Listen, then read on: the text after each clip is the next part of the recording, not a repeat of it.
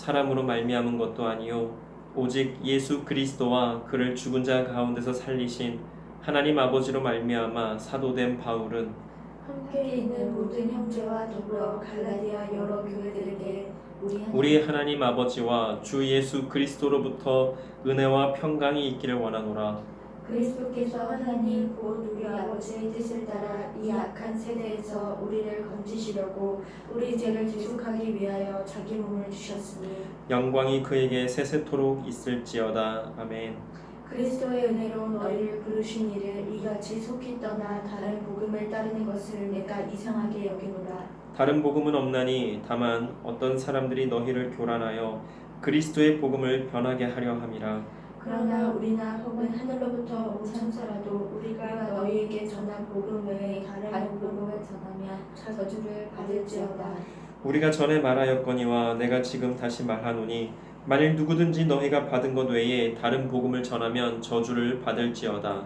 이제 내가 사람들에게 좋게 하랴 하나님께 좋게 하랴 사람들에게 기쁨을 구하랴 내가 지금까지 사람들의 기쁨을 구하였다면 그리스도의 종이 아니니라. 아멘. 오늘 말씀의 제목은 바른 복음입니다. 바른 복음. 혹시 고해성사라는 말을 들어보셨습니까?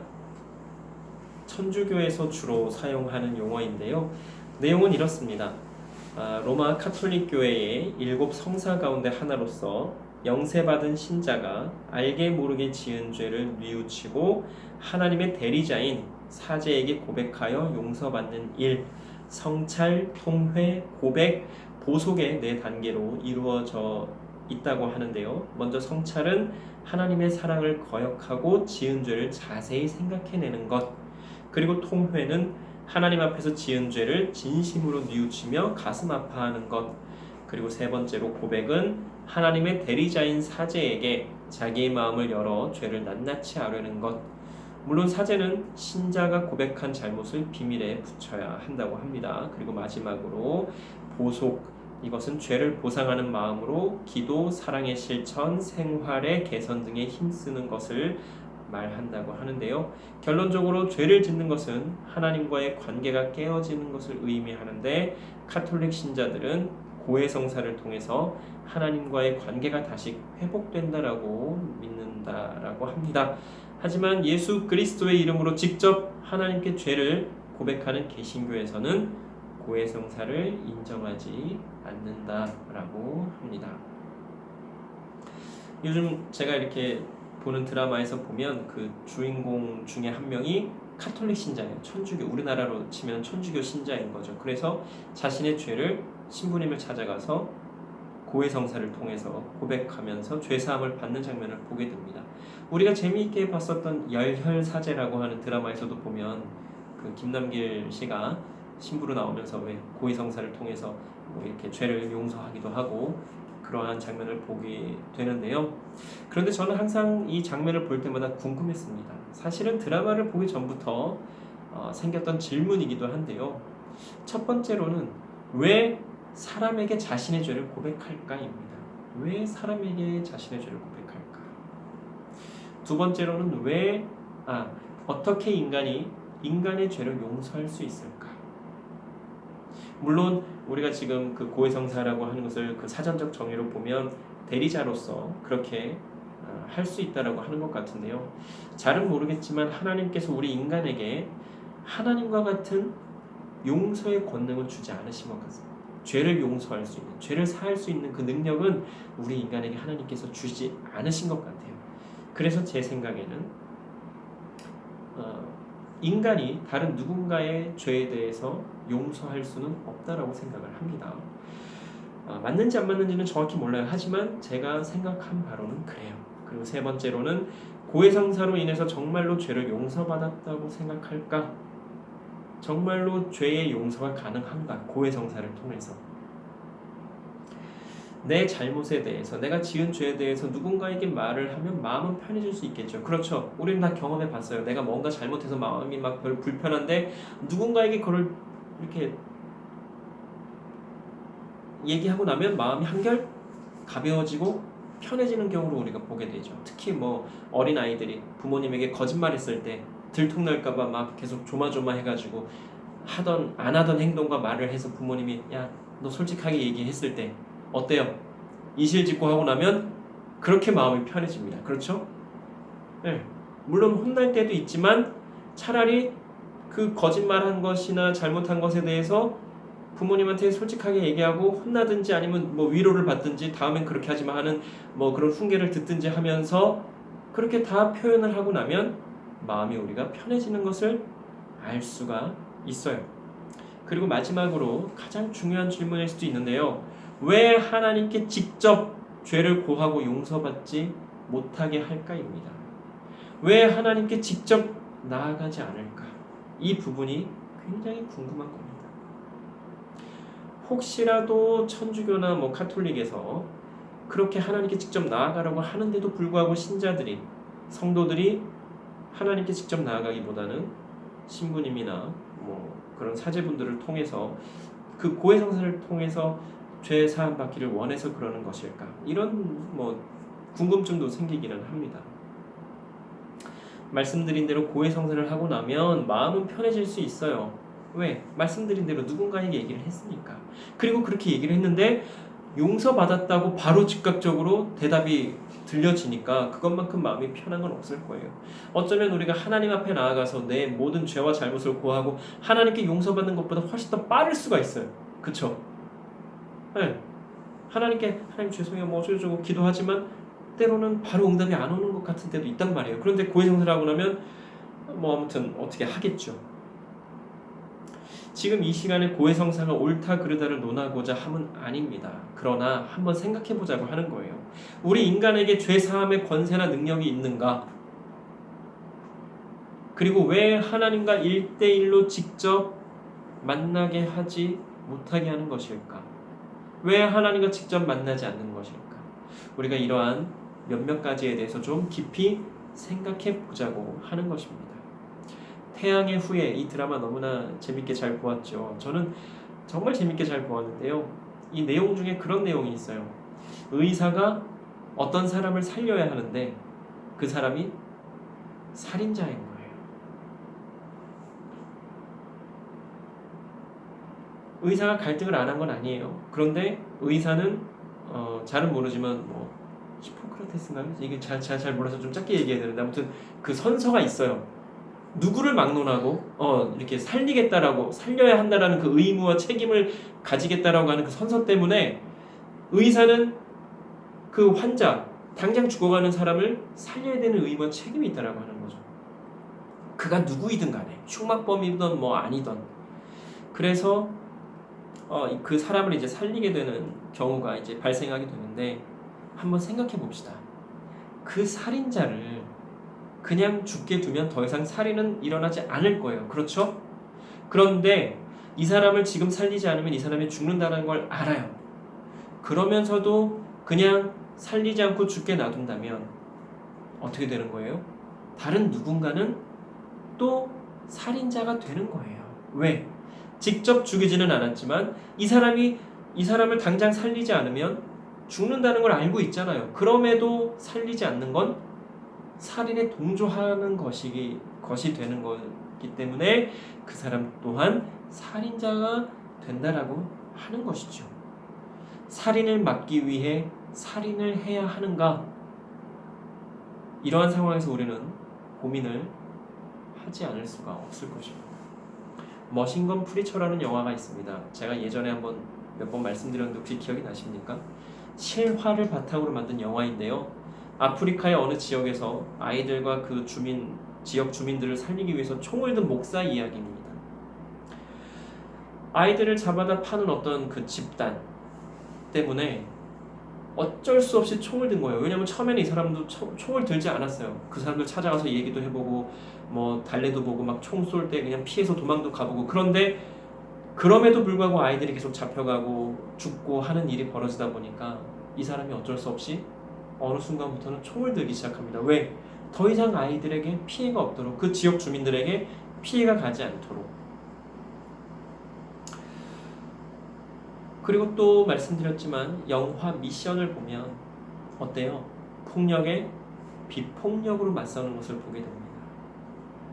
똑같이 폭력을 행사하면 저 사람과 내가 다른 게 뭐가 있습니까? 하면서 총을 쏘아대는 그 사람들에게 그 신부와 함께 그 사제와 함께 그 지역 주민들이 십자가를 두고 그냥 나아갑니다. 그리고 다 총에 맞아 죽어요. 다 죽는 건 아니고 아무튼 일부 사람들은 그렇게 폭력에 비폭력으로 대항하다가 죽게 됩니다. 제가 좀 극과 극인 예를 드렸지만 이 말씀을 드리는 것 또한 무엇이 옳다 그르다를 이야기하자고 하는 것이 아닙니다. 생각을 해보자는 거예요. 요즘과 같은 시기에 과연 교회 공동체로 모여서 여러 사람들이 드리는 예배만이 진정한 예배인가? 이것에 대해서도 우리가 고민을 해봐야 되는 거예요. 사실 이 부분에 대해서는 이미 오래전부터 예배 관련해서는 고민을 참 많이 했어야 되는 부분입니다. 신학교에 가게 되면 예배를 놓고 토론을 해요. 지금과 같은 예배의 형식, 뭐 어쩌고 저쩌고, 형태와 형식과 뭐 전통과 뭐 어쩌고 저쩌고에 대해서 많은 이야기들을 합니다. 그럼에도 바뀌지 않아요. 달라지지 않아요. 왜요? 어쩔 수가 없는 것 같아요. 그 너무나 확고한 고정관념들이 너무나 확고하기 때문에. 자, 생각해 봅시다. 우리처럼 이렇게 가정교회로 예배를 드리면 안 되는 겁니까? 꼭 의리의리한 건물에서 예배를 드려야만 예배입니까? 그러한 공동체만 교회 공동체입니까? 우리가 드리는 이 작은 옥탑방에서 우리가 예배 처소라고 해서 따로 정해놓고 예배를 드리면 안 되는 건가요? 혹은 상가 건물 우리 주변에도 많지만 상가 하나 건너 하나마다 교회가 있습니다. 임대를 해서 상가 건물 한 층을 임대를 하든지 뭐 두 층을 임대하든지 해서 예배를 드려요. 그러면 그렇게 예배 드리는 교회는 어떻게 되는 겁니까? 혹은 혼자서 예배 드리는 경우는 어때요? 영상을 통해서 우리도 영상을 통해서 예배를 드려봤습니다만 은혜가 없던가요? 그렇지 않아요. 하나님의 임재하심은 어느 곳이든 가능하다라고 하는 거예요. 전지전능하신 하나님이시기 때문에. 지금처럼 반팔 반바지 입고 예배 드리면 어때요? 지금 제가 예배 인도도 하고 말씀도 전하고 예배 마치면서는 축도도 할 겁니다. 수련회 같은 곳에, 특히 여름 수련회에서는 얼마든지 허용되죠. 반바지 반팔. 심지어는 수영복에 나시티 입고도 설교하고 다 해요.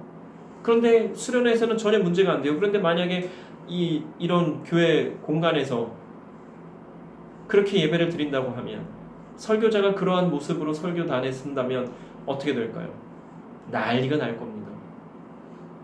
왜 수련회에서는 가능한 게 왜 똑같은 예배인데 왜 보통의 교회 공간에서는 불가능하고 수련회 장소에서는 가능할까요?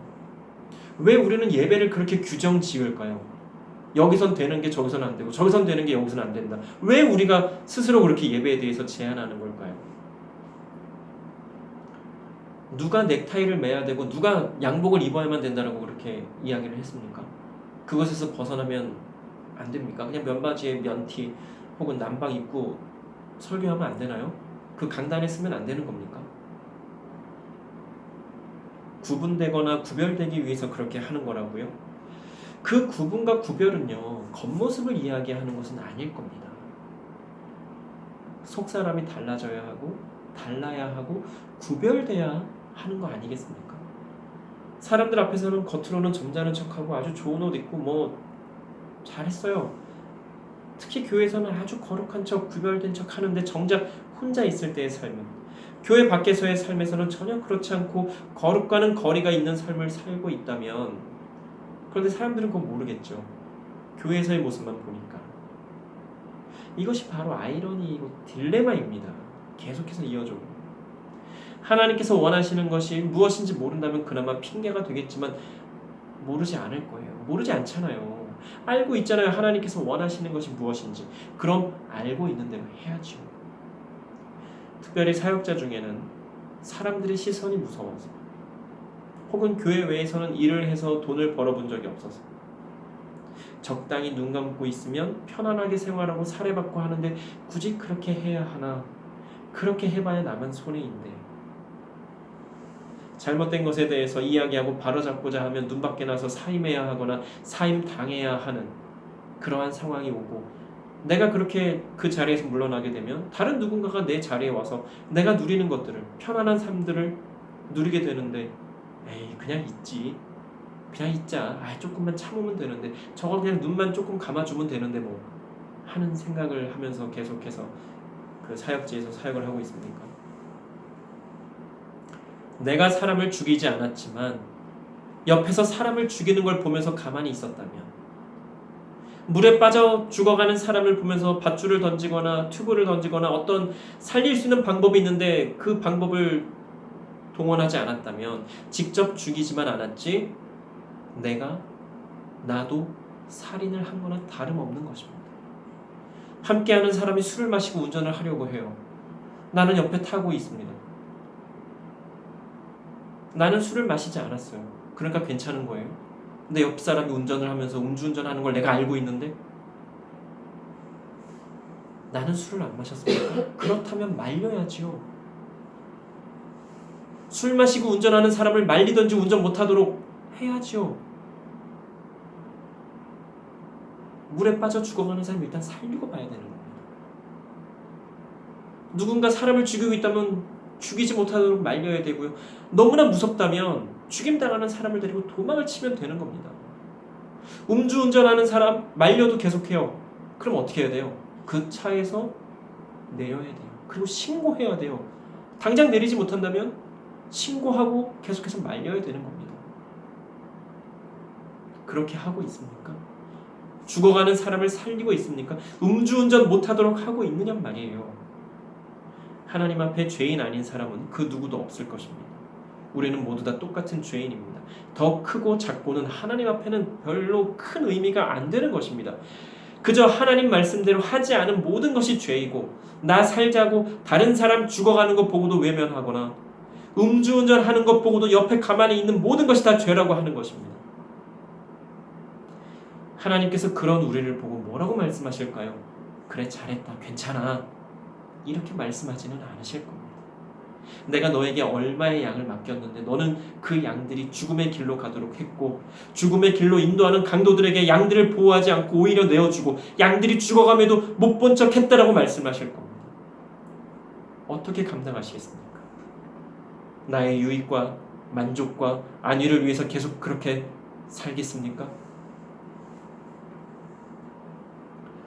어느 교회에서 사역할 때의 일입니다. 여러 가지 문제가 있었지만 그 중에 특히 담임 목사의 설교가, 그리고 부흥회에 집회에 온 어느 목사의 설교가 이상하다라고 하는 성도분들이 계셨습니다. 설교의 내용은 핵심은 이런 겁니다. 목사 말 잘 들으면 잘 되고, 목사 말 잘 듣지 않으면 어떻게 된다. 헌금 많이 하고 봉사하면 복 받는다. 이런 식의 설교였습니다. 성도들이 담임 목사에게는 말을 하지 못하고 전임 전도사인 저에게 묻습니다. 전도사님, 저 설교를 듣는데 마음이 이상합니다. 괴롭습니다. 저거 아닌 것 같은데요. 어떻게 하면 좋죠? 일반 성도들도 다 아는 것을 담임 목사가, 부흥에 온 그 부흥 강사 목사가 그 사람들만 모른다고 하는 거예요. 그래서 성도들이 오히려 목사의 걱정을 하는 그런 형편이었습니다. 그런 성도분들에게 뭐라고 말을 할 수 있겠습니까? 제가 할 수 있는 건, 저도 참 그때 너무나 마음이 찔리고 죄송했지만 성도님의 마음이 귀합니다. 잘 지켜나가십시오. 흔들리지 마시기 바랍니다. 사랑의 하나님은 그런 분이 아니시죠. 우리 담임 목사님을 위해서 기도하십시다. 이렇게밖에 말을 할 수가 없는 거예요. 그리고 제가 말씀을 전할 기회가 생기면 바른 복음을 전하기 위해서 힘썼습니다. 제가 할 수 있는 건 그게 다였어요. 그런데 바른 복음을 전하려고 할 때에 그 말씀을 듣는 분들의, 성도님들의 눈빛과 얼굴빛이 말씀을 전하기 전과 후가 너무나 많이 달랐다고 하는 거예요. 반짝반짝 빛이 났어요.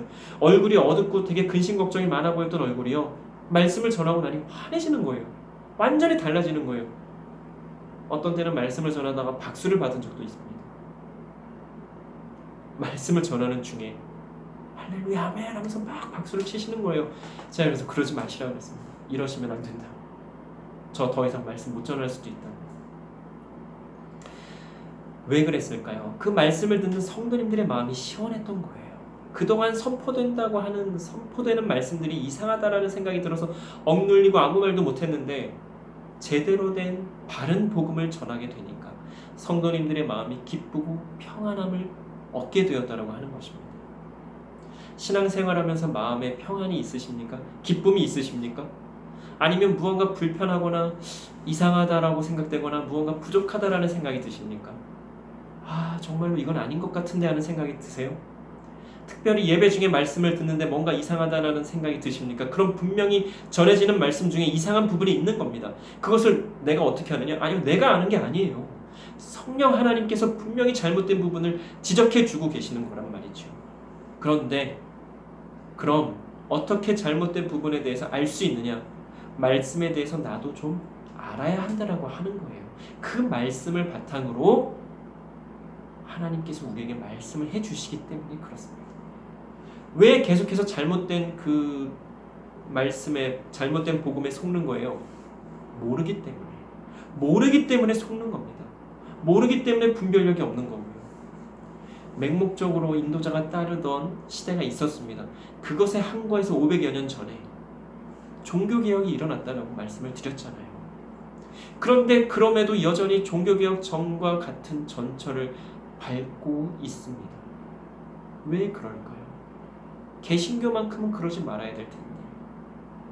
프로테스탄트라고 하는 그 잘못에 항거해서 대항하며 이거 아닌데 바른 복음으로 돌아가자라고 성경 말씀으로 돌아가자라고 해서 종교개혁이 시작되었는데 언젠가부터 다시 종교개혁 전과 같이 이상한 복음이 전해지는 시대에 살고 있습니다. 여전해요.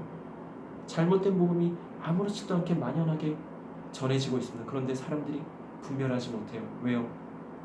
종교개혁 전에는요, 일반 성도들에게 성경 읽는 것을 불허했습니다. 성경을 가르치지 않았어요. 그저 사제들만 말씀을 읽을 수 있었고 말씀을 전할 수 있었어요. 그러니까 어떻게 전했겠어요? 자신들 유리한 대로, 자신들 좋은 대로, 자신들에게 유익이 오는 대로만 전했단 말이에요. 지금은 어때요? 내가 충분히 읽을 수 있어요. 그런데 읽으라는 말을 하지 않습니다. 성경을 가르치지 않아요. 종교개혁 전과 똑같아요. 하나님께서 직접 만나주시겠다고 하셨습니다. 그래서 예수님께서 십자가에 못 박혀 죽으신 거잖아요. 바른 복음을 접할 수 있도록 직접 성경 말씀을 읽을 수 있게 되었다라고 하는 거예요.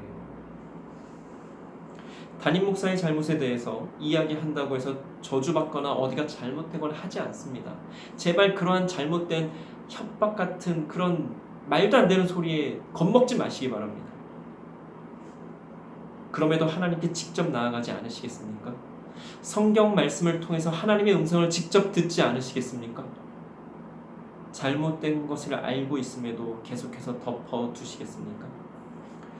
완벽하거나 완전한 인간은 없을 것입니다. 그러나 목회자는 조금 더 달라야 하고 그리스도인은 조금 더 달라야 합니다. 세상과 달라야 하고 일반 성도들과는 분명히 달라야 합니다. 그러지 못하겠다면 내려놓으면 되는 겁니다. 하나님 앞에 모든 것 다 토로하고 내가 죄인임을 낱낱이 고하고 하나님께서 맡겨주신 그 영광의 자리에서 내려오면 되는 겁니다. 그렇게 할 자신이 없다면 잘못됨에서 내려오면 되는 것이고 말입니다. 그 잘못됨을 내려놓으면 되는 거예요. 그 내려놓음이란 이제까지는 나의 유익과 만족을 위해 복음을 전파했다면 이제는 진정한 복음이신 예수 그리스도를 전하면 되는 거란 말입니다. 예수님의 사랑, 예수님의 성품, 예수님의 생애, 예수님의 사역, 예수님의 말씀. 그러려면 복음을 전하는 목회자부터 말씀에 대해서 제대로 알아야겠죠. 또 제대로 복음을 전하는지 성도님들도 알아야 할 테니 말씀에 대해서 제대로 알아야 할 것입니다. 인간은요, 스스로의 죄를 용서하거나 사할 수 있는 능력도 권세도 없습니다. 오직 예수 그리스도의 십자가 보혈만을 통해서 죄 사함을 받을 수가 있는 것입니다. 그러므로 스스로도 죄를 사하지 못하는데 다른 누군가의 죄를 내가 사할 수 있겠습니까? 그럴 수 없습니다. 권위를 인정받았다고요? 글쎄요, 하나님께서는 분명히 그런 적 없으시다고 말씀하실 텐데요. 그리고 물으실 겁니다. 왜 나한테 직접 얘기하지 않았니? 왜 나한테 직접 나오지 않았니? 내가 너를 직접 만나주겠다라고, 내 아들 예수 그리스도를 희생하면서까지 내가 너를 만나겠다라고 내가 선포했는데 왜 너는 나에게 직접 나오지 않았느냐? 하나님께서 분명히 물으실 거예요. 그럼에도 계속해서 하나님과 1대1로 만나지 않으시겠습니까? 음주운전하는 차량에 계속해서 탑승하고 있으시겠습니까? 음주운전하는 사람을 말리지 않고 계속 놔두시겠습니까? 기도 드리시겠습니다. 사랑의 하나님, 참으로 감사합니다. 오늘 귀한 말씀을 통해서 바른 복음이 무엇인지 다시금 생각하게 하여 주시고 깨닫게 하여 주시니 참으로 감사를 드립니다. 하나님, 우리가 너무 쉽고 편하게 신앙생활 하려고 하고 있지는 않은지요. 그저 들려지는 대로만 들으려 하고 스스로 생각하고 고민하지 않고 스스로 말씀을 읽고 알려고 하지는 않고 들려지는 대로만, 그저 보여지는 대로만 아 그렇구나 하고 넘어가려고 하고 있지는 않은지요. 하나님, 우리로 고민하게 하여 주시고 생각하게 하여 주시옵소서. 말씀을 스스로 읽고 무엇이 옳고 그른지 분별할 수 있는 분별력을 우리에게 주시고 우리가 말씀을 통해서 하나님을 만나며 하나님의 음성을 듣고 하나님 안에서 회복되며 새 힘을 얻을 수 있게 하여 주시옵소서. 그것을 위해서 세우신 하나님의 귀한 사역자들을 위해서 기도하게 하여 주시고 혹시라도 사역자들이 잘못되는 것 같으면 잘못하는 것 같으면 그것에 대해서 이야기할 수 있는 우리가 되게 하여 주시옵소서. 이야기하는 것에 대해서 겁먹는 것이 아니라 혹시라도 말씀에는 이렇게 나와 있는 것 같은데 어떻게 생각하십니까? 물으며 하나님께서 세우신 종들이 바른 복음을 전할 수 있도록 바른 길로 행할 수 있도록 하나님, 우리로 그렇게 함께 서로를 세워가며 서로를 격려하며 서로를 위로하며 때로는 서로에게 싫은 소리도 하며 그렇게 함께 신앙생활을 할 수 있도록 하나님 은혜를 더하여 주시옵소서. 말도 안 되는 소리에 겁먹지 말게 하여 주시고 말도 안 되는 소리도 더 이상 하지 못하게 하여 주시옵소서. 감사드리며 예수님 이름으로 기도드립니다.